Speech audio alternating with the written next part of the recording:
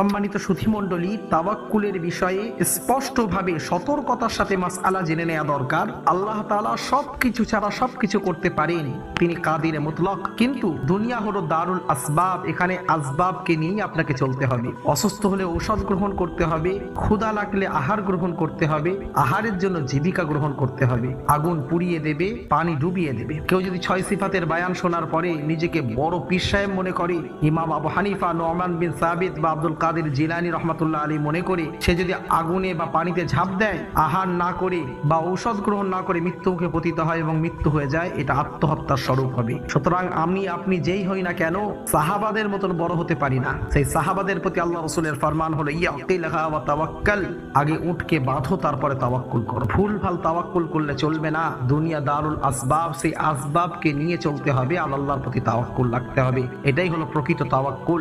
আল্লাহ হেফাজত করুন, আমিন।